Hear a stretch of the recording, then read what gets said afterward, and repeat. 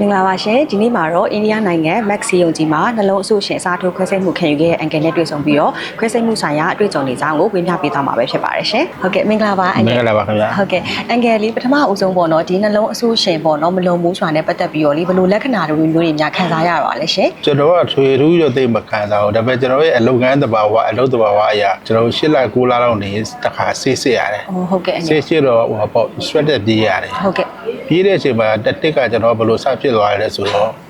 positive ဖြစ်နေဟုတ်ကဲ့အဲ့တော့2013ခုနှစ်ပေါ့အဲ့ဒီမှာကျွန်တော်က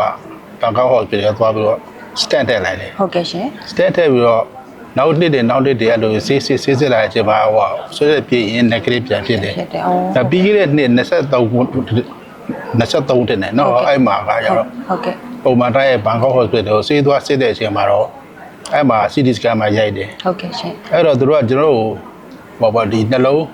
သွေးကြောချင်းတဲ့ကိစ္စအပြဿနာမရှိတော့ဘူးကောင်းသွားတယ်ပေါ့ဟုတ်ကဲ့ဒါပေမဲ့အဆုပ်ရှင်မလုံဘူးဖြစ်နေတယ်ပေါ့လေအဲ့ဒါလဲဖို့စဉ်းစားသင့်ပြီပေါ့ဟုတ်သူအကြံဉာဏ်ပေးလိုက်တယ်ဟုတ်ကဲ့အဲ့ဘက်မှာဆိုတော့ဈေးတော်ကြီးတယ်ဈေးတော်ကြီးတယ်တော်တော်ကုန်ပေါ့ဟုတ်ကဲ့ပါကျွန်တော်သိမလုံသေးဘူးလို့နေတယ်ဒါပေမဲ့မိသားစုကဒါလုံတင်တယ်ပေါ့လုံရပါပေါ့ဟုတ်ကဲ့ပါအဲ့ဒါ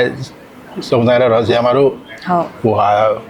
page မှာလည်းတွေ့တယ်ဟုတ်ကဲ့ပါအဲ့အနေစာဆရာမတို့လည်းဆက်သွယ်ပြီးတော့ကျွန်တော်အရင်မှစစ်ခဲ့တဲ့အားတွေအကုန်လုံးကိုဆရာမတို့စီကိုပို့ပေးတယ်ဟုတ်ကဲ့ပါအိန္ဒိယဆိုရင်ဈေးလည်းနည်းနည်းလေးပုံကြဈေးလည်းတက်တာမယ်ဟုတ်ကဲ့ပါနောက်ဆေးပညာလည်းသူလည်းမြင်တာဟုတ်ကျွန်တော်အကျဉ်းတိုင်းလည်း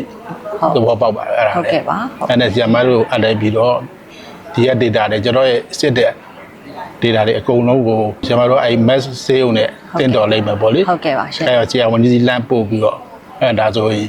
ဒီလိုလုပ်မဲ့ procedure တွေပြောပြပြီးတော့ကျွန်တော်လိုက်နာခဲ့တာပေါ့ဟုတ်ကဲ့ပါအဲ့တော့ဒီလူအနေနဲ့ဘယ်လိုခံစားရလို့ကျွန်တော်မှတခုထူးခြားတာကတွေးကြောချင်းတော့လည်းကျွန်တော်ဘာခံစားရတာမရှိဘူး။အော်လက္ခဏာမပြဘူး။ဟုတ်ကဲ့ပါ။နောက်တော့ဒီအစိုးရမကောင်းဘူးဆိုတာလည်းစီစကန်ရိုင်းမှာပဲသိတယ်။လူကဘာမှမခံစားဘူး။ဟုတ်ကဲ့ရှင်။အဲ့အတွက်ကြောင့်အေးကပူဆိုရင်လား။ဘာလို့ခံစားရရင်ပြောပြနိုင်တယ်ကိုကဘာဖြစ်တယ်။ဟုတ်ကဲ့ပါ။လူကမခံစားဘူးဒီအလုတ်လုပ်တာကျွန်တော်နေပါလေအပင်မလည်းတော်များခံနိုင်တယ်။ဟုတ်ကဲ့ရှင်။အလုတ်လည်းခီးသွားတယ်အလုတ်လုပ်တယ်အဲ့တော့ပေါ့အဲ့စစ်တဲ့ချိန်မှာတော့ပေါ်နေပေါ်တာဟုတ်ကဲ့အဲ့ဒါကြောင့်ကောင်းသွားတယ်ပဲပြောရမှာပေါ့နော်ဟုတ်ကဲ့ချက်ကပုံမှန်လုပ်ချင်တဲ့အကျိုးကျေးဇူးပဲပေါ့နော်ဟုတ်ကဲ့ရှင့်တစ်ခါအနေတော့ကျွန်တော်ရဲ့လုပ်ငန်းတဘာဝရဲ့အဲ့လိုဆက်ရတာပေါ့လေဟုတ်ကဲ့ပါရှင့်အဲ့ဒါကြောင့်မို့စောတီသွားတာပေါ့စောတီသွားတော့ဟုတ်ဟိုဂျိုတင်ကလုံနိုင်ခဲ့တာပေါ့ယူလိုက်နိုင်တာပေါ့နော်အန်ကယ်ဟုတ်ကဲ့ပါရှင်အဲ့ဆိုအန်ကယ်အနေနဲ့ကတော့စာပိုင်းမှာတော့ဘန်ကောက်ကိုသွားပြရတယ်ပြီးတော့မှဒီ course လဲဟို saving ဖြစ်အောင်လို့ပေါ့နော်ရွေးချယ်နေမှာကျမတို့ဒေါက်တာဇွန် page နဲ့တွေ့သွားတာပေါ့နော်ဟုတ်ကဲ့ပါဟုတ်ကဲ့ပါရှင်ဟုတ်ကဲ့ပါဟုတ်အဲ့တော့အန်ကယ်အနေနဲ့ဒီဆေးရုံတွေကတော့ဒီဒေါက်တာဇွန်နဲ့ဆက်သွယ်ပြီးတဲ့အခါမှာတခြားဆေးရုံတွေလည်းရှင်းပြမယ်ထင်တယ်အန်ကယ်အနေနဲ့ max ဆေးရုံကိုဘာလို့ရွေးဖြစ်သွားတာလဲရှင်ကျွန်တော်အဲ့ဂျပန်တို့စီကိုအဲ့ဒါကို data ကျွန်တော်ရဲ့စစ်ချက်တွေပို့လိုက်တဲ့အချိန်မှာဟိုဆရာတို့ဘက်ကလည်းအကြံဉာဏ်ပေးတယ်ဆရာဝန်ကြီးလည်းရွေးပေးတယ်ရွေးပေးဆရာတို့အကြံဉာဏ်ပေးတဲ့ပါပြီးတော့အဲကြောင့်ကျွန်တော်လည်းအကုန်လုံးယုံတယ်လေကိုကဟိုဘာလို့ယုံကြည်မှုနဲ့ဆရာတို့လုပ်ပေးတဲ့စဉ်းစားတွေဝန်ဆောင်မှုပေးတဲ့ကိုလည်းဒီမှာရန်ကုန်မှာဆက်သွယ်ခဲ့တဲ့အတိုင်းဟုတ်ကဲ့တဘောကျဟိုပြခဲ့ပါအဲကြောင့်ဆရာတို့နဲ့ပဲဆက်သွယ်ပြီးတော့ဟုတ်လုပ်ခဲ့တာပေါ့ကိုပဲထပ်ပြီးရွေးချယ်သွားတာပေါ့နော်ဟုတ်ကဲ့ပါရှင်အငယ်ဒီ max စေယုံကြီးမှာခွဲစိတ်မှုခံယူခဲ့တဲ့အတွေ့အကြုံလေးလည်းပြောပြပေးပါအောင်ရှင်ဟိုစေယုံတရက်ဒီဘယ်လောက်ရှိလဲပေါ့နော်နောက်ခွဲပြီးတော့အဆင်ပြေလားပေါ့နော်ဟုတ်ကဲ့ဟုတ်ပါကျွန်တော်အဲ့ဒီဟိုညူးတယ်ဒီပေါ့လေဒီကနေမိသားစုဟိုကျွန်တော်အမျိုးသမီးကျွန်တော်ညီမရဲ့၃အောင်ဆောင်သွားကြတာပေါ့ဟုတ်ကဲ့ဒီစိတ်တစ်ခါလာကြိုပါတယ်နောက်အဲ့ရက်ဟိုအိန္ဒိယအတင်းဟုတ်ကဲ့လာကြိုပြီးတော့ကြိုတင်စီစဉ်တဲ့အတိုင်းသူတို့ပတ်မဲ့ငါပေးတာပိုးအဆင်ပြေတယ်ကျွန်တော်ထင်တယ်ဟုတ်ကဲ့အဲ့မှာသူက live ပို့တယ် live ပို့နောက်နေ့နေ့ကိုဆေးရုံမှာရိုင်နဲ့ချိန်ထားပြီးပြီဆေးရုံရောက်သွားချိန်အဲ့ဒီပဲချိန်ပြီးတော့သူဆေးရစီရိုင်စစ်ပြီးတော့နေ့ပြန်လုံးမလားပေါ့လေခွဲစိတ်မလားပေါ့ရတယ်ကျွန်တော်ခွဲစိတ်မယ်ပေါ့ဟုတ်ကဲ့ကျွန်တော်အပြိုသမီးနဲ့ကျွန်တော်ညီမဆေးရုံကပြန်သွားတယ်ကျွန်တော်ကဆေးရုံနေခဲ့တဲ့အဲ့ဒီလေဟုတ်ကဲ့မနေ့ကျသူတို့ရောက်လာပြီအဲ့မနေ့ကိုခွဲစိတ်တာစတာဟုတ်ကဲ့စပြီးတော့လဲလိုက်တယ်ပေါ့လေလဲလိုက်ပြီးကျွန်တော်ကပဲချင်းတော့မှမနေ့9နာရီလောက်ဆိုခွဲရန်လေးရောက်သွားပြီဟုတ်ကဲ့ပြောတာကျွန်တော်ဟိုလောက်မှညနေ6နာရီလောက်မှပြန်တတိရတာလို့ပြောတယ်အဲ့အချိန်မှာခွဲစိတ်ကထွက်လာပြီးရတယ်ကျွန်တော်ဟို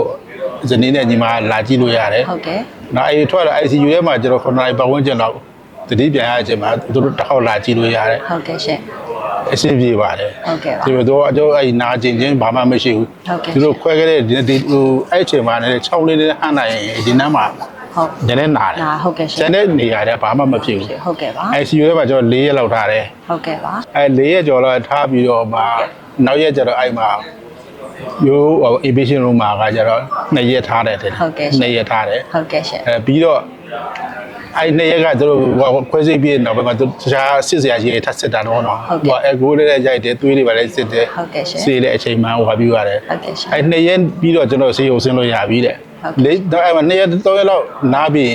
းရှောက်လေလိုက်လို့ရပြီတဲ့ဟုတ်ကဲ့ဒါနဲ့အပြင်လေလိုက်သေးရပေါ့လေဟုတ်ကဲ့ပါဆရာရဲ့တောက်တကတပတ်နေသူပြန်ကြည့်မှာပေါ့လေဟုတ်ကဲ့ရှင်တော့အဲ့မှာတစ်ခါလေးနေလိုက်တယ်နေလိုက်ပြီးမှနောက်တစ်ခါဆရာကြီးနဲ့သွားပြန်ပြတဲ့အချိန်မှာသူအဲ့မှာတစ်ခါပြန်ချက်တော့အားလုံးအဆင်ပြေတယ်ပေါ့သူတော့ရမယ်ဆေးတွေပေးတယ်ဆေးတွေညွှန်တယ်ဆေးကဘယ်ကနေဘယ်လိုဝယ်ရမလဲဆိုတော့ညွှန်ပေးပြီးတော့ဆေးကို6လစာအနည်းဆုံးဝယ်လာခဲ့တယ်ဟုတ်ကဲ့ပါအဲ့လိုလုပ်ခဲ့တယ်ဟုတ်ကဲ့ပြေးပါတယ်တော်တော်အဆင်ပြေပါတယ်ခွဲရဆေးရတာလေဟုတ်ကဲ့ရှင်ဘာမှစိုးရင်ရဘူးအဲ့မှာ ICU လေးထားတဲ့အချိန်မှာလည်းတော်တော်ကြီးစိုက်ပါတယ်ဟုတ်ကဲ့ပါငယ်နောက်တစ်ခုကဟိုလေးတစ်ခုပဲရှိတာပါဟုတ်ကဲ့ဟိုအစားတော့လေးじゃတိတ်မကြိုက်ဘူးအဲ့ဒါလေးတစ်ခုဖြစ်သွားတာပါလေဟုတ်တယ်ရှင့်ဒါပေမဲ့ကျွန်တော်ကတိတ်ပြဿနာမပြောစားနိုင်ပါတယ်သူကလည်းဟိုအချိန်နဲ့အများကြီးမကျွေးဘူးလေလူခွဲထားတဲ့လူခွဲထားတဲ့အများကြီးနည်းနည်းချင်းအချိန်မှကျွေးပါတယ်ဟုတ်ကဲ့ရှင့်ဟုတ်ကဲ့ဟုတ်ကဲ့ကျမတို့လည်းဟုတ်တယ်ဒီအိန္ဒိယမှာတွားကူးတဲ့လူနာဆိုအဓိကမှာရတာအစားအစာပေါ့နော်ဒီကနေယူတာသွားပေါ့နော်နောက်ပြီးတော့ကျတော့ဒီ apartment တွေဆိုလဲဟို kitchen ပါတဲ့ apartment တွေဟုတ်ကဲ့အဲ့ဒါလေးကျတော့လည်းရက်ရှိရှိနေရတဲ့သူတွေဆိုချိုးချလာချင်နေရတော့လေ apartment မှာကိုယ်တိုင်ချက်စားမှအဆင်ပြေတယ်ပေါ့နော်ဒါမှမဟုတ်ရင်တော့သူတို့ကတော့ Chinese food တွေကျွေးပေမဲ့လည်းကိုယ်ရှာနဲ့ရတာမတွေ့ရမျိုးလေးရှိတော့လေဟုတ်ကဲ့ပါရှင်အဲ့ဒါလည်းဆရာတို့မှာတဲ့ဝါကြံပေးတယ်ကျွန်တော်သွားကြတဲ့အတိုင်းဟုတ်အဲကြော်တော်တွေအကုန်ထည့်သွားတာပေါ့ထည့်သွားအောင်မှသူကြတော့အပန်းမဲ့ကြတော့တက်ကွန်နဲ့ဆိုင်အပန်းမဲ့တွေကဘိုးအဆင်ပြေတယ်လို့ထည့်တယ်လေအခုကင်းရှင်းပါတဲ့အတွက်တက်ကွန်ကြပါမှာမဟုတ်ဘူးပေါ့နော်ဟုတ်တယ်ရှင့်အဲဟိုမှာကျတော့ဟိုအောက်မှာဈေးလေးပဲရှောက်တွက်ပြီးဝဲလာတယ်ချက်လိုက်အရင်ခါနေတဲ့စားလိုက်ပေါ့အဲ့လိုလုပ်ကြပါတယ်ဟုတ်ကဲ့ပါရှင့်ဟုတ်အဲ့ဆိုအန်ကယ်လောဆိုတာပေါ့နော်စေးရုံမှာနဲ့အားလုံးပေါင်းဆိုတစ်ပတ်လောက်ဝန်းကျင်လောက်တော့နေခဲ့ရမှာပေါ့နော်အန်ကယ်ဟုတ်ကဲ့တစ်ပတ်ကြော်လေးပေါ့တစ်ပတ်ကြော်ဟုတ်ကဲ့ဒါပေမဲ့အဲ့ဒါဘာဖြစ်တာကတော့နှစ်ပတ်လောက်ဖြစ်မယ်ကျွန်တော်ကနည်းနည်းလေးဘိုးလေးနေလိုက်တာလိုက်ရင်းနဲ့မှာဟုတ်ကဲ့အဲ့လိုလေးဖြစ်သွားတာပေါ့စိတ်ဖြစ်အောင်နေလိုက်တာပေါ့နော်အန်ကယ်ဟုတ်ကဲ့ပါရှင့်ဟုတ်အန်ကယ်အနေနဲ့ပေါ့နော်ကျမတို့ဒီဒေါက်တာဇွန် medical service ရဲ့ပေါ့ရန်ကုန်ရုံးဘက်ကဝန်ဆောင်မှုတွေအိန္ဒိယ team ကဝန်ဆောင်မှုတွေနဲ့ပတ်သက်ပြီးတော့အကြံပေးချင်တာမျှဝေချင်တာရှိရင်လည်းပြောပြပါအောင်ရှင့်အဲ့ရတော့တိတ်အထွေထူးရောမရှိပါဘူးဗျာနော်အဲ့တခုလေးပေါ့ဟိုနောက်သွားမဲ့လူတွေကိုလည်းအဲ့ဒီဖြစ်နိုင်အဲ့စေးုံမှာဟိုကိုလေးလေးလှုပ်လိုက်ပါလားဟိုလှုပ်စေချင်တော့လေဒီနိုင်ငံလာဘာမှပြက်လာတဲ့လူတွေအစားတော့လေးပြီးသားလေးဟိုပြပါလားဟုတ်ကဲ့လူတွေနေတော့များလာပြီများလာပြီအဲ့ဒါနော်ဟိုပါလဲတွေ့ပါတယ်ဗမာလေးတွေတွေ့တယ်ကျွန်တော်ပါပဲနိုင်ငံသူ့ပါလဲဟိုဘယ်လိုရောသူတို့စားတော့ကြီးကြောင့်ရေရှိကြတော့မရတော့ဘူးအဲ့လိုဖြစ်သွားတယ်ဟုတ်ကဲ့ပါရောက်ကစားကျွန်တော်ကြိုက်ပါတယ်တော်တော်ပါလို့ဆိုင်ကြတော့မစားနိုင်တော့ဟုတ်ကဲ့ပါဟုတ်ကဲ့အဲ့ဒါလေးတစ်ချက်နောက်တစ်ခါဆရာတို့လိုလည်းခုတော့ကျွန်တော်ကဒီမှာဆေးဝယ်လို့အဆင်ပြေနေသေးတယ်ဟုတ်ကဲ့ရှင်နောက်မပြေဘူးဆိုလှမ်းမှာပေးတာမျိုးတွေနော်ဟုတ်ကဲ့ဟုတ်ကဲ့ကျမတို့လူကြုံနဲ့တခါလေးတဲလာပေးပါတယ်ဟုတ်ကဲ့ကျွန်တော်ပြန်တော့လည်းတည်ခဲ့သေးတယ်ဟုတ်ကဲ့ရပါတယ်ဒီမှာဆေးဆိုင်တွေလိုက်ကြည့်လိုက်လို့ line မေးလိုက်တော့ဟိုဆရာကြီးတောက်ခိုင်းတဲ့ဆေးတွေကဒီဘက်ကိုရသေးတယ်ဟုတ်ကဲ့ရသေးတယ်ပေါ့တကယ်လို့ဟာပေါ့တချို့ဆေးဟိုမတူတာတော့မရှိတာတော့နည်းနည်းပါကိုအော်ဂျင်နယ်ဘိုးရကျင်နေဆိုရင်လည်းဆရာမစီလှမ်းပါမယ်နော်ဟုတ်မှာပေးပါတယ်ကျမတို့လူနာတွေအကုန်လုံးရဲ့ပေါ့နော်ဒီတက်စီတွေကိုကျမတို့ဘန်ကောက်အိန္ဒိယဘက်ကနေပေါ့နော်အလင်းတင်တယ်လို့မှာပေးနေပါတယ်ရှင်ဟုတ်ကဲ့ခုနအန်ကယ်ကြံပေးတဲ့အစားအသောက်ကိစ္စပေါ့နော်ဒါလည်းကျမတို့စဉ်းစားနေတယ်အဓိကတော့ဟိုပါပေါ့နော်ဘယ်လိုလဲဆိုတော့ဟိုစေးရုံကကြတော့ nutrition တွက်ပြီးကျွေးရပေါ့နော်တယောက်ချင်းစီလိုအပ်တာဆိုတော့ကျမတို့မြန်မာအစားအစာပြန်စီစဉ်လိုက်တဲ့အခါမှာသူတို့တွက်တဲ့ nutrition နဲ့တွဲချော်သွားမှမျိုးလိုမျိုးလေးရှိတော့ကျမတို့ကလည်းချိန်ဆနေရတဲ့သဘောလေးပေါ့နော်ဟိုပုံမှန်တော့စီစဉ်ပေးခြင်းတယ်အဲ့လိုမျိုးလေးဟုတ်ကဲ့ကြံပေးရလဲကျေးဇူးတင်ပါတယ်ရှင်ဟုတ်ကဲ့ပါအငယ်အနေနဲ့တခြားပေါ့နော်အလားတူလူနာတွေရှိရင်လည်းပေါ့နော်တချို့နိုင်ငံသားမှာစိတ်ကူဖို့ကြောက်တယ်စိတ်ပူတဲ့လူနာတွေကိုလည်းအပိစကားလေးရှိရင်လည်းပြောပြပါအောင်ရှင်ဟုတ်ကဲ့ကျွန်တော်ထင်တော့ကြောက်ကြတော့မလို့တော့ကျွန်တော်နှစ်ကြိမ်ပေါ့လေဘန်ကောက် hospital မှာလည်း stand ထည့်ခဲ့တယ်ဟုတ်ကဲ့နောက်တစ်ခုဒီဘက်ကိုလည်းသွားလုပ်ရတော့ခွဲစိတ်တာဟိုခေတ္တကလို့တော့ကြောက်ရမရှိတော့ခုကတအားကိုခင်မိတာခင်မိရဟုတ်ကဲ့နားလာကျင်းတာဘာမှမရှိဘူးဟုတ်ကဲ့ပါအဲ့မျိုးဟုတ်ကဲ့ဟိုဒီပညာတွေတော်တော်မြင့်လာပြီပညာတွေကလည်းစေးပညာတွေကတော်တော်တိုးတက်တယ်ဟုတ်ကဲ့ပါဒီစေးဝါးတွေကလည်းအကုန်အကောင်းနေဆိုတော့ဒီခုဖြစ်ရင်ဟိုကျွန်တော်အမေတို့ဘာလို့အရွယ်တော့ဆိုရင်တော့ခုချိန်ဒီစေးရုံစေးခံကြောက်နေတော့မလေးမေကိုပြလေပြောပြတော့ဟုတ်ကဲ့ဘာဖြစ်တာလဲပြောပြဟုတ်ကဲ့ဒါမှကိုကအရင်ခုလာစောမှဟုတ်တယ်ဖြစ်မယ်လေဟုတ်တယ်ရှင်အဲ့ဒါပြောဟုတ်ကဲ့ပြီးတော့ငွေကုန်ကြေးကြရတယ်တိတ်တော့ အများကြီးတော့မဟုတ်ပါဘူးเนาะ ဟုတ်ကဲ့ဟုတ် အဲ့တော့ကိုရှာရစုဆောင်းထားပါအသက်ကြီးပဲစိတ်ကူဟုတ် ဟုတ်ကဲ့ပါဟုတ်ကဲ့ပါဟုတ် ပြေးပါပါ ဟုတ်ကဲ့ပါ เนาะ ဟုတ်ကဲ့ပါ ဟိုတော်တော့မှကျွန်တော်ညီမတယောက်မန္တလေးကညီမဝမ်ခွဲပေါ့လေ ဟုတ်ကဲ့ သူ့ကိုလည်းအဲမန္တလေး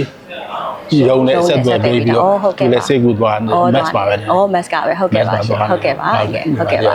ဟုတ်ကဲ့ညွန်ပေးရတဲ့လည်းကျေးဇူးတင်ပါတယ်အငယ်ဟုတ်ကဲ့ပါရှင်ဒီနေ့လည်းချိန်ပေးပြီးတော့တကူတကလာပြီးတော့လေဒီ knowledge share ပြီးပြောပေးရတဲ့လည်းအများကြီးကျေးဇူးတင်ပါတယ်အငယ်ဟုတ်ကဲ့ရှင် ကျေးဇူးပါကျွန်တော်လည်းရောက်လာနားထောင်ရတော့ဟုတ်ကဲ့နားထောင် ဟုတ်ကဲ့ ဘုသူရရတာပါ ဟုတ်ကဲ့ပါရှင်အငယ်ဟုတ်ကျေးဇူးအများကြီးတင်ပါတယ်အငယ်ဟုတ်ကဲ့ပါရှင်ဟုတ်ကဲ့ပါ